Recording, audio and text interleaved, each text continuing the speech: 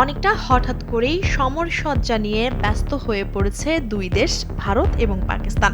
আর এই তোড়জোড়ে ধারণা করা হচ্ছে একটু দমে গিয়ে হলেও ফের যুদ্ধের প্রস্তুতি নিচ্ছে দেশ দুটি। এরই মাঝে দুই দেশের মিডিয়ায় বিষয়টিকে যুদ্ধের পূর্ব প্রস্তুতি হিসেবে উল্লেখ করেছে। ভারত ও পাকিস্তানের মধ্যে ২০১৯ সালে মুখোমুখি সংঘাতের পর পারমাণবিক শক্তিধর প্রতিবেশী দেশ দুটি উল্লেখযোগ্যভাবে সামরিক সক্ষমতা বাড়িয়েছে। সাম্প্রতিক উত্তেজনার মধ্যে এখন পর্যন্ত নিয়ন্ত্রণ রেখায় সীমিত সংঘাত হয়েছে। তবে সাবেক সেনা কর্মকর্তা ও বিশ্লেষকদের আশঙ্কা, বর্তমান পরিস্থিতি যে কোনো সময় বড় ধরনের বিপর্যয়ের দিকে চলে যেতে পারে।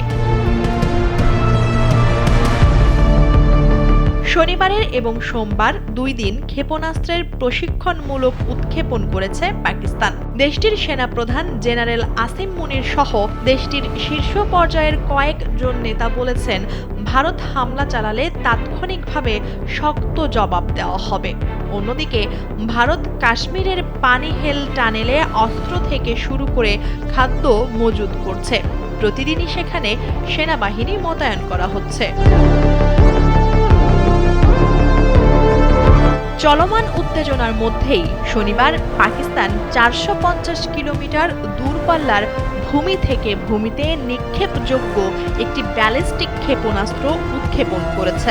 দেশটির সেনাবাহিনীর এক বিবৃতিতে বলা হয়, যে কোনো আগ্রাসনের বিরুদ্ধে জাতীয় নিরাপত্তা রক্ষায় তারা সম্পূর্ণ প্রস্তুত। পাকিস্তানের বিভিন্ন পাল্লার ক্ষেপণাস্ত্র রয়েছে, যেগুলো ভূমি, সমুদ্র ও আকাশ থেকে নিক্ষেপ করা যায়।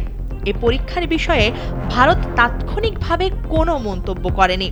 ভারতের অস্ত্র ভাণ্ডারে প্রায় ৩০০ কিলোমিটার পাল্লার সুপারসনিক ক্রুজ ক্ষেপণাস্ত্র ও আন্তঃমহাদেশীয় ব্যালিস্টিক ক্ষেপণাস্ত্র সিরিজ অগ্নি রয়েছে। পাকিস্তান সোমবার ১২০ কিলোমিটার পাল্লার একটি ক্ষেপণাস্ত্রেরও সফল উৎক্ষেপণ করেছে। ফাতা সিরিজের এই ক্ষেপণাস্ত্র ভূমি থেকে ভূমিতে আঘাত হানতে সক্ষম। চলমান এক্স সিন্ধু নামের সামরিক মহড়াই প্রশিক্ষণের অংশ হিসেবে এটি উৎক্ষেপণ করা হয়েছে। পাকিস্তানের আন্তঃবাহিনী জনসংযোগ পরিদপ্তর ISPR এক বিবৃতিতে এ তথ্য জানিয়েছে। ২০১৯ সালের সংঘাত নিয়ন্ত্রণে বাইরে চলে যেতে বসেছিল। শেষ পর্যন্ত যুক্তরাষ্ট্রের মধ্যস্থতায় পরিস্থিতি শান্ত হয়। পাকিস্তান বিমান বাহিনীর সাবেক যোদ্ধা পাইলট কাইসার তুফাইল বলেন, ২০১৯ সালে ভারত সেভাবে প্রতিরোধমূলক অবস্থান তৈরি করতে পারেনি। তাই তারা এবার আরও জোরালো আঘাতের চেষ্টা করবে, যা বিপজ্জনক হয়ে উঠতে পারে। ২০১৯ সালের সংঘাতের পর প্রধানমন্ত্রী নরেন্দ্র মোদী বলেছিলেন, ওই সময় ভারতের হাতে রাফাল যুদ্ধ বিমান না থাকার শূন্যতা অনুভব করেছে। তা থাকলে ফলাফল ভিন্ন হতে পারত। সে সময় এই ফরাসি যুদ্ধ বিমানগুলো অর্ডার করা হয়েছিল। তুফাইল বলেন, এবার ২০১৯ সালের চেয়ে যদি আরও এক ধাপ এগিয়ে যাওয়া হয়, তবে তা ভয়াবহ ঝুঁকির বিষয়। পারমাণবিক শক্তিধর দুই দেশের মধ্যে সংঘাত অত্যন্ত বিপজ্জনক। প্রায় ২০০ বছরের ব্রিটিশ ঔপনিবেশিক শাসনের পর ১৯৪৭ সালে ভারত ও পাকিস্তান নামের দুটি স্বাধীন দেশের জন্ম হয়। এরপর ১৯৪৮, ১৯৬৫ ও ১৯৭১ সালে দুই দেশের মধ্যে ৩টি যুদ্ধ হয়। পূর্ণমাত্রার এই ৩টি যুদ্ধের মধ্যে কাশ্মীর নিয়ে ২টি যুদ্ধ হয়। কাশ্মীর ইস্যুতে সীমান্তে একাধিকবার সংঘর্ষ হয়। ১৯৯০-এর দশকে দুই দেশের পারমাণবিক অস্ত্র তৈরি করে। তখন থেকে কাশ্মীরকে বিশ্বে অন্যতম বিপজ্জনক সংঘাতময় অঞ্চল হিসেবে বিবেচনা করা হয়। সামরিক বিশ্লেষকেরা মনে করেন, কোনো পক্ষই দেয়ালে পিঠ না ঠেকা পর্যন্ত পারমাণবিক অস্ত্র ব্যবহারের কথা ভাববে না। তবে সীমিত সংঘাত অতর্কিতে বড় সংঘাতে রূপ নিতে পারে। বিশেষজ্ঞদের মতে, ভারত পাকিস্তান এবার বড় ধরনের সংঘাতে জড়িয়ে পড়লে যুদ্ধবিমান, ক্ষেপণাস্ত্র ও ড্রোনের ব্যবহার বাড়বে। এসব ক্ষেত্রে উভয় দেশ প্রায় সমান অবস্থানে রয়েছে, কিন্তু দীর্ঘমেয়াদের কথা ভাবলে ভারত এগিয়ে রয়েছে, কারণ দেশটির সার্বিক সামর্থ্য বেশি। সুনির্দিষ্ট করে বললে ভারত মনে করে 2019 সালে তাদের পিছিয়ে থাকতে হয়েছিল, কারণ তখন তাদের মূলত পুরনো রুশ যুদ্ধ বিমানের ওপরেই নির্ভর করতে হয়েছিল। এরপর দেশটি ফ্রান্স থেকে 36টি অত্যাধুনিক রাফাল যুদ্ধ বিমান কিনেছে। রাফাল পশ্চিমা যুদ্ধ বিমানগুলোর মধ্যে অন্যতম। পাকিস্তানের সঙ্গে চলমান উত্তেজনার মধ্যে সম্প্রতি ভারত নিজেদের নৌবাহিনীর জন্য আরও 26টি রাফাল যুদ্ধ বিমান কেনার চুক্তিও করেছে। পাল্টা পদক্ষেপ হিসেবে পাকিস্তান 2022 সাল থেকে ধাপে ধাপে চীনের সর্বাধুনিক যুদ্ধ বিমান জে-10 কিনতে শুরু করেছে, যার সক্ষমতা রাফালের কাছাকাছি।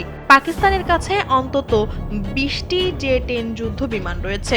রাফাল ও জে-10 যুদ্ধ বিমানে অত্যাধুনিক প্রযুক্তি রয়েছে। রাফাল আকাশ থেকে আকাশে নিক্ষেপযোগ্য ক্ষেপণাস্ত্র বহন করতে পারে, যা শত্রু বিমানকে দূর থেকে দেখা না গেলেও নিশানা ও ধ্বংস করতে পারে। আর জে-10 যুদ্ধ বিমান PL-15 ক্ষেপণাস্ত্র বহন করতে পারে, যা রাফালের প্রায় সমপর্যায়ের। 2019 সালের সংঘাতে উভয় দেশের আকাশে প্রতিরক্ষার দুর্বলতা দেখা গিয়েছিল। সেই ঘাটতি পূরণে ভারত কিনেছে S-400 আকাশ প্রতিরক্ষা ক্ষেপণাস্ত্র ব্যবস্থা। রাশিয়ার এই ক্ষেপণাস্ত্র ব্যবস্থা এক জায়গা থেকে অন্য জায়গায় নেওয়া যায়। যুদ্ধক্ষেত্রে এটি বেশ কার্যকর বলে প্রমাণিত। অন্যদিকে পাকিস্তান সংগ্রহ করেছে চীনের তৈরি HQ-9 আকাশ প্রতিরক্ষা ক্ষেপণাস্ত্র ব্যবস্থা, যা রাশিয়ার S-300 এর ভিত্তিতে তৈরি করা, অর্থাৎ HQ-9 S-400 এর চেয়ে এক ধাপ নিচে।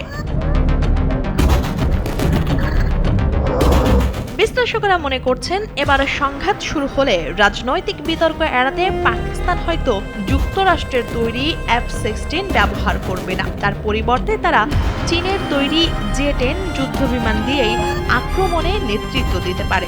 এতে দেশটি যুক্তরাষ্ট্রের সঙ্গে রাজনৈতিক বিতর্ক এড়ানোর পাশাপাশি একই সঙ্গে উন্নত প্রযুক্তির সুবিধাও নিতে পারবে। তবে এবার যুদ্ধ বিমান না পাঠিয়ে ড্রোন বা ভূমি থেকে নিক্ষেপযোগ্য ক্ষেপণাস্ত্র দিয়েই হামলার আশঙ্কাই বেশি, কারণ এতে পাইলট ধরা পড়ার বা বিমান ভূপতিত হওয়ার কোনো ঝুঁকি নেই। ভারত ইসরায়েলের কাছ থেকে হেরন মার্ক 2 ড্রোন কিনতে যাচ্ছে।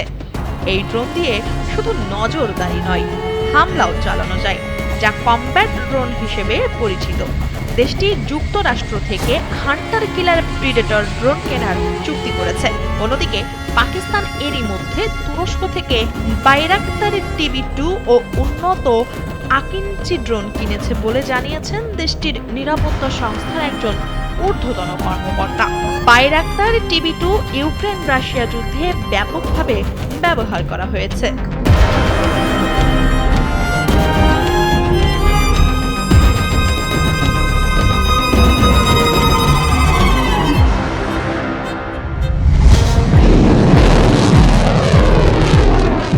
গত শনিবার এবং সোমবার পরপর দুটি শক্তিশালী ব্যালিস্টিক ক্ষেপণাস্ত্রের সফল উৎক্ষেপণ সম্পন্ন করেছে পাকিস্তান।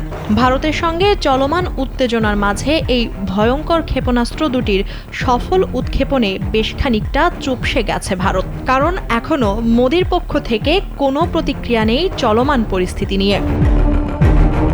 পাকিস্তান সোমবার 120 কিলোমিটার পাল্লার একটি ক্ষেপণাস্ত্রের সফল উৎক্ষেপণ করেছে। ফাতাহ সিরিজের এই ক্ষেপণাস্ত্র ভূমি থেকে ভূমিতে আঘাত হানতে সক্ষম।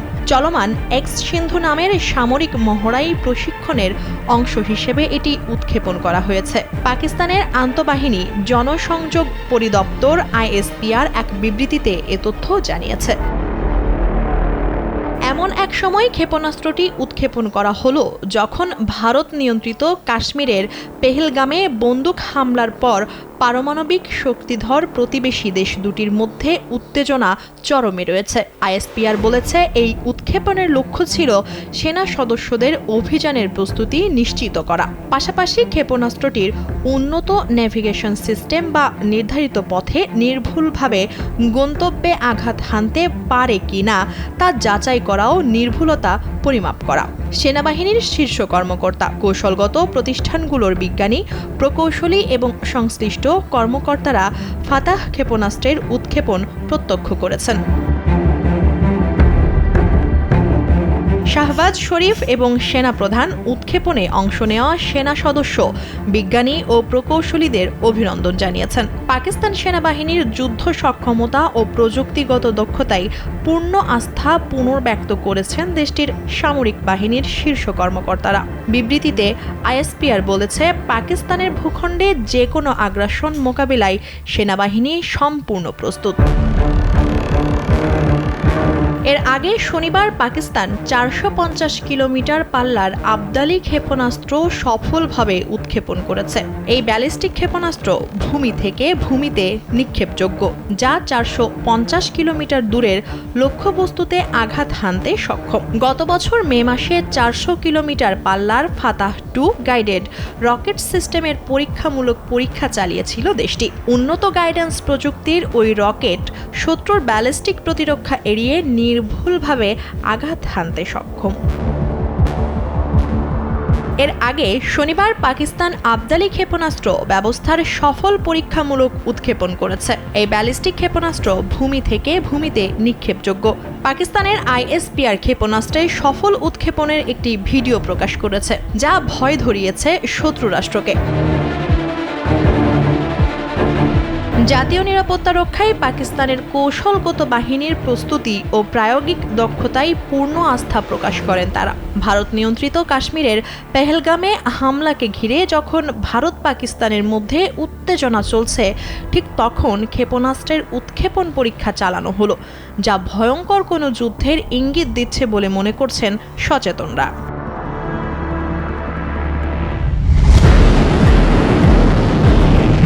ইয়েমেন, সিরিয়া আর লেবানন আক্রমণ করে নিজের বিপদ নিজেই ডেকে আনল ইসরায়েল। ইরানকে পরোক্ষ হুমকি দিতে মধ্যপ্রাচ্যের এই 3 দেশ সহ গাজায়ও একযোগে হামলা চালিয়েছেন নেতানিয়াহু, আর এতেই ইরানের শক্তি আরও বেড়ে গেল। এবার মধ্যপ্রাচ্যের দেশগুলো জোট করে ইরানের নেতৃত্বে বড় আক্রমণ চালাবে ইসরায়েলে। এর আগে ইসরায়েলকে লক্ষ্য করে ইয়েমেনের হুথি বিদ্রোহীরা 2 ব্যালিস্টিক ক্ষেপণাস্ত্র হামলা করে। ইসরায়েলের মধ্যাঞ্চল, জেরুজালেম ও অধিকৃত পশ্চিম তীরের কিছু অংশের আকাশে এই হামলা করা হয়। যদিও ইসরায়েল দাবি করেছিল তারা এই ক্ষেপণাস্ত্র সফলভাবে প্রতিহত করেছে। তবে ইয়েমেনের এই হামলাকে বেশ শক্তভাবে গ্রহণ করেছিল ইসরায়েল। অপেক্ষায় ছিল প্রতিশোধের। সুযোগ বুঝে এবার সেই প্রতিশোধ নিতেই একযোগে আঘাত হানল। তবে এই প্রতিশোধমূলক পদক্ষেপ ইসরায়েলের জন্য বিপদ ডেকে আনতে পারে বলে ধারণা করছেন কূটনীতিকরা। ইসরায়েলের ধারণা, ইয়েমেনের এই ব্যালিস্টিক হামলার পিছনে ছিল ইরানের হাত। তাই এর সতর্ক বার্তা স্বরূপ মধ্যপ্রাচ্যের 3টি দেশে একযোগে হামলা চালায় তারা। একদিনেই গাজা, ইয়েমেন, লেবানন এবং সিরিয়ায় হামলা চালায় ইসরায়েলি বাহিনী। পাশাপাশি ফিলিস্তিনের গাজায়ও একই সময় হামলা করে তারা। মাগরিবের নামাজের পর হুথি সংগঠন নিয়ন্ত্রিত ইয়েমেনের বন্দরনগরী হুদাইদা সহ আরও কয়েকটি শহরে তাণ্ডব চালায় ইসরায়েলি বিমান বাহিনী। স্থানীয়রা জানান, তারা যখন নামাজ পড়ছিল তখন আকাশ থেকে বিমানগুলো উড়ে এসে আঘাত হানে এখানকার কারখানায়। কিছু মানুষ ভেতর থেকে দৌড়ে বের হতে পারলেও অনেকেই ভিতরে আটকা পড়ে মারা যায়। ইসরায়েলি প্রতিরক্ষা বাহিনী আইডিএফ তাদের প্রতিবেদনে জানায়, ইসরায়েলের আন্তর্জাতিক বিমানবন্দরে হুথিদের ব্যালিস্টিক হামলার জবাবেই শত্রুদের লক্ষ্য করে এই হামলা চালানো হয়েছে। ইসরায়েলের 20টি ফাইটার জেট একযোগে ইয়েমেন, লেবানন, সিরিয়া এবং গাজার হামলায় অংশ নেয়। তবে আল জাজিরার প্রতিবেদন বলছে ইসরায়েলের 30টি ফাইটার জেট এই হামলায় অংশ নিয়েছে। আর পুরো হামলাটি তেল আবিবের বিমান বাহিনীর কমান্ড সেন্টার থেকে পর্যবেক্ষণ করেন ইসরায়েলের প্রধানমন্ত্রী নেতানিয়াহু। ইসরায়েলের এই হামলায় বহু প্রাণহানির ঘটনা ঘটেছে বলে জানা গেছে। অতর্কিত এই হামলায় এখন মধ্যপ্রাচ্যের দেশগুলোতে এক ধরনের আতঙ্ক বিরাজ করছে। এই হামলা আরব বিশ্বের জন্য একটি হুমকি হিসেবেই দেখা হচ্ছে। এদিকে লেবাননের পূর্বাঞ্চলীয় উপত্যকা সংলগ্ন জান্তা শহরের উপকণ্ঠ সারা পর্বত ছাড়াও দেশটির বেশ কিছু অঞ্চলে হামলা চালায় আইডিএফ। এই হামলায় ইসরায়েলি বাহিনীর মূল লক্ষ্য ছিল হিজবুল্লাহ সংশ্লিষ্ট অবকাঠামোগুলো।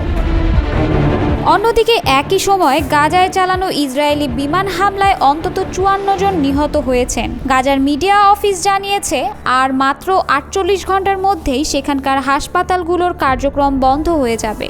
ফলে হাজার হাজার অসুস্থ ও আহত মানুষের জীবন ঝুঁকির মধ্যে রয়েছে। খবর আল জাজিরার। ইসরায়েলের এই হামলাকে ইরানের জন্য বড় সতর্কবার্তা হিসেবে দেখা হচ্ছে, কারণ ইসরায়েলে হুথি হামলা চালালেও এর পিছনে ইরানের হাত আছে বলে দাবি করেছে নেতানিয়াহু সরকার, যদিও এই অভিযোগকে ভিত্তিহীন বলে আসছে তেহরান। ইসরায়েলের এই হামলায় ভয় বিরাজ করছে মধ্যপ্রাচ্যে। এই ভয় থেকেই ধারণা করা হচ্ছে শক্ত জোট বাঁধবে আরব দেশগুলোর মধ্যে। ইসরায়েলের পক্ষে অবস্থান নেওয়া সকল আরব দেশই এখন হতে পারে ইসরায়েলের লক্ষ্য।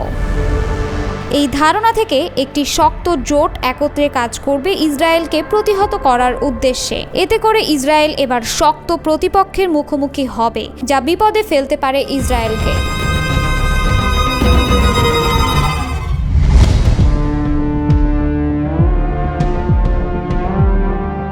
ইসরায়েল এবার গাজা উপত্যকাকে কেবল বোমায় ধ্বংস করছে না, তারা চায় একে চিরতরে দখলে নিতে। সম্প্রতি ইসরায়েলের নিরাপত্তা মন্ত্রিসভা অনুমোদন করেছে এমন এক পরিকল্পনা যার আওতায় গাজার সম্পূর্ণ দখল এবং সেখানে স্থায়ী সামরিক উপস্থিতি নিশ্চিত করা হবে।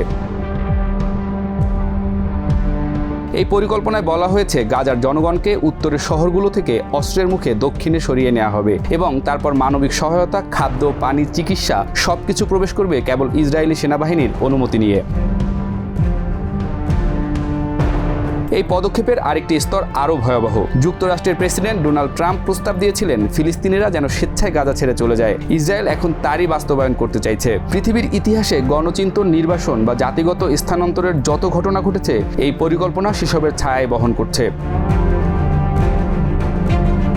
জাতিসংঘ বলছে গাজার পরিস্থিতি এখন মানবিক বিপর্যয়ে সীমা ছাড়িয়ে গেছে। রেড ক্রস জানাচ্ছে যেসব এলাকাকে নিরাপদ বলা হয়েছিল সেখানে চলছে বোমা বর্ষণ। বাচ্চারা পানির জন্য কান্নাকাটি করছে, মায়েরা খালি হাতে মরতে বসেছে। চিকিৎসা ছাড়াই জখম হয়ে রক্তে ভাসছে আহত মানুষ।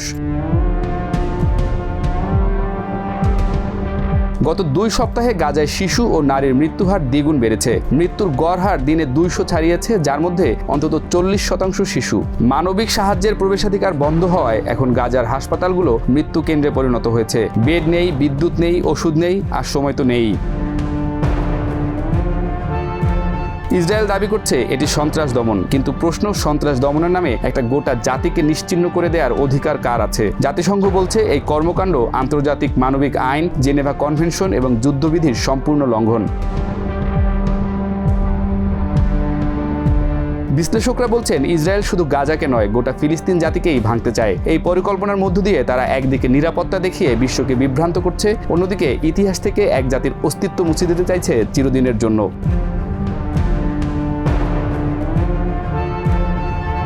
এই দখল পরিকল্পনা বাস্তবায়িত হলে কি হতে পারে? একটি প্রজন্ম পুরোপুরি শরণার্থী হবে। শিশুরা হারাবে স্কুল, বই, স্বপ্ন। নারীরা হারাবে আশ্রয়, পরিচয় এবং পৃথিবী হারবে আরেকটি ন্যায়ের যুদ্ধে। সারা বিশ্ব এখন নীরব দর্শক। কেউ কেউ উদ্বেগ জানাচ্ছে, কেউ আহ্বান জানাচ্ছে যুদ্ধবিরতির। কিন্তু প্রশ্ন হচ্ছে, গাজায় যারা আজ ধ্বংসস্তূপের নিচে চাপা পড়ে আছে তাদের জন্য এই উদ্বেগ কি আদৌ কিছু বদলাতে পারবে? গাজা শুধু একটি ভূমি নয়, এটি একটি জাতির বেঁচে থাকার আর্তনাদ। আর এই আর্তনাদ যারা শুনতে পাচ্ছে না তারা কি মানুষ বলার উপযুক্ত?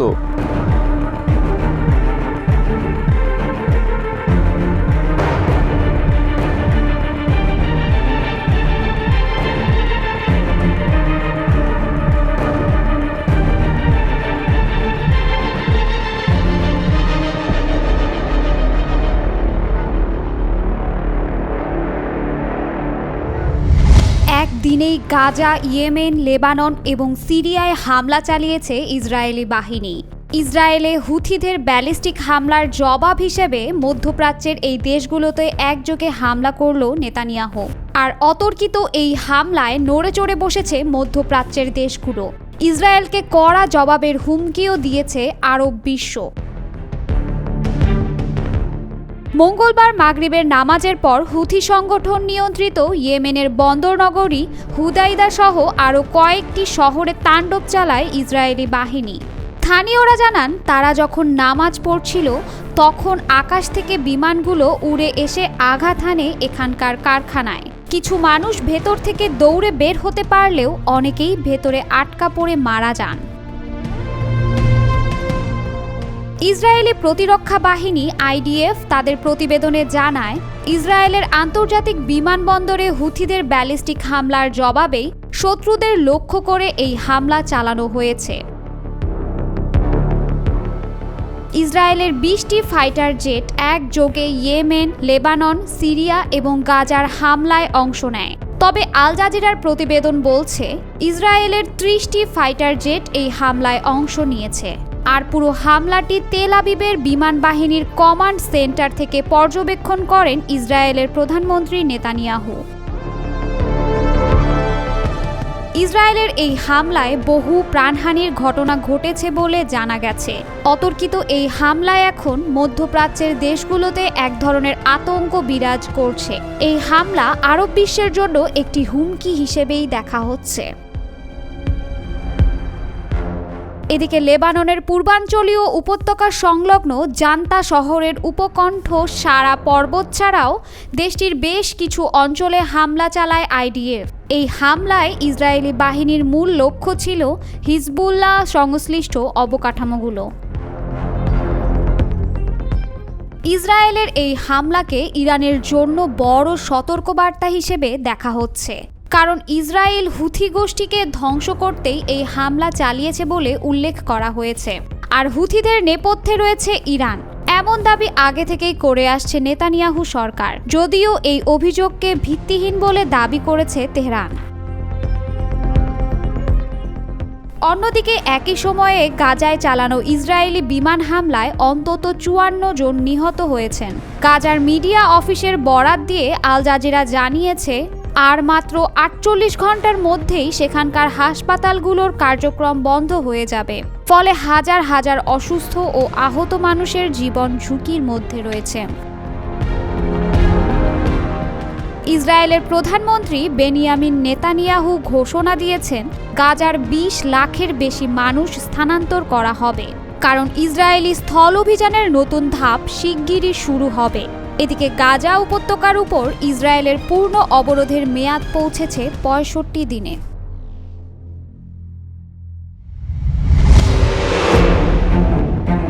ইউক্রেনের ড্রোন হামলায় বেশ অবাক হয়েছেন পুতিন। গণমাধ্যমে বিশ্ব নেতাদের রাশিয়া ভ্রমণের খবর ছড়িয়ে পড়ার পরপরই সেই আয়োজন পণ্ড করতে একযোগে 4টি ড্রোন হামলা চালিয়েছে ইউক্রেন, যা চমকে দিয়েছে রাশিয়ান সেনাদেরও। যুক্তরাষ্ট্রের সঙ্গে খনিজ চুক্তির পরপরই যুদ্ধে দুর্বল ইউক্রেনের আচরণ আগ্রাসী হয়ে উঠেছে। মস্কোর উদ্দেশ্যে চালানো এ ড্রোন হামলা চীনের জন্যও বড় বার্তা।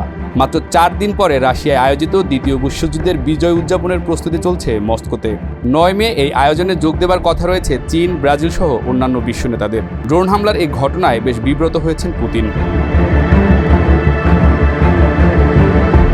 এসবের মধ্যেই বিদেশি গণমাধ্যমগুলোতে আলোচনা চলছে যে রাশিয়ার বিজয় উদযাপনের পূর্ব মুহূর্তে ইউক্রেনের এই হামলা সারা বিশ্বে রাশিয়ার ক্ষমতাকে প্রশ্নবিদ্ধ করেছে। এই মানহানির কি জবাব দেবে রাশিয়া? রুশ প্রতিরক্ষা বাহিনী জানায়, আক্রমণের আগেই সব ড্রোন গুলি করে ধ্বংস করা হয়েছে এবং কোনো হতাহতের খবর পাওয়া যায়নি। বিমানবন্দরের নিরাপত্তার স্বার্থে ভনুকোভো ও ডোমোদেদোভো বিমানবন্দরে জরুরি বিমান প্রতিরক্ষা ব্যবস্থা চালু করতে হয়। ফলে ডোমোদেদোভো বিমানবন্দর প্রায় 1.5 ঘন্টা বন্ধ রাখতে হয়। যে যুদ্ধ সীমান্তেই শেষ হয়ে যাবার কথা, সে যুদ্ধ মস্কো পর্যন্ত পৌঁছে যাওয়া মানে রাশিয়ার ইতিহাস ও রাষ্ট্রীয় ঐতিহ্যের উপর আঘাত। কিভাবে এই হামলার জবাব দেবে রাশিয়া, কিংবা কিভাবে রাশিয়ার হামলা প্রতিরোধ করবেন জেলেনস্কি? রাশিয়ার প্রতিরক্ষা মন্ত্রণালয় জানিয়েছে এক রাতে মোট 26টি ইউক্রেনীয় ড্রোন ধ্বংস বা কবজা করা হয়েছে। এর মধ্যে মস্কোর দিকে আসা 4টি ড্রোন নিষ্ক্রিয় করা হয়েছে, ব্রিয়াংস অঞ্চলে 17টি এবং কালুগা অঞ্চলে 5টি ড্রোন ধ্বংস করা হয়েছে। এর ফলে সীমান্তবর্তী এলাকা ও রাজধানীর আকাশ উভয় পাশেই সতর্কতা জারি করা হয়েছে। আল জাজিরার এক প্রতিবেদনে বলা হয়েছে, হামলাটি মস্কোর বিজয় দিবসের প্রস্তুতি বিঘ্নিত করতে পরিকল্পিত, যা পরোক্ষভাবে রাশিয়ার সামরিক সক্ষমতার প্রতি সন্দেহ উত্থাপন করেছে। একাধিক বিশ্লেষক প্রশ্ন তুলছেন, এই মুহূর্তে মস্কো আক্রমণের বাইরে নয়, তাহলে রাশিয়ার নিরাপত্তা ব্যবস্থা কতটা কাঁচা? ইউক্রেনের প্রেসিডেন্ট জেলেনস্কি পুতিনের 72 ঘন্টার যুদ্ধবিরতির প্রস্তাবকে অতিশয় অবাস্তব উল্লেখ করে উড়িয়ে দিয়েছেন। তিনি দাবি করেছেন, ইউক্রেন ও তার মিত্ররা অন্তত 30 দিনের স্থায়ী যুদ্ধবিরতির দাবিতে রয়েছে। জেলেনস্কি টেলিগ্রামে লিখেছেন, কেউ যদি রাশিয়ায় হামলা চালায় তবে তার জবাব রাশিয়াকেই দিতে হবে। রুশেরা 9 মে যুদ্ধবিরতি চায়, অথচ নিজেই প্রতিদিন আক্রমণ চালিয়ে যাচ্ছে। এটি সর্বোচ্চ নির্লজ্জ কূটকৌশল। অনেক বিশ্লেষক মনে করছেন, ইউক্রেন যদি যুক্তরাষ্ট্রের ইন্ধনে এই হামলা চালিয়ে থাকে তবে রাশিয়ার পাশে দাঁড়াবে চীন। তখন যুক্তরাষ্ট্র ও চীনের মধ্যকার যুদ্ধের ক্ষেত্র হয়ে উঠবে রাশিয়া ইউক্রেন।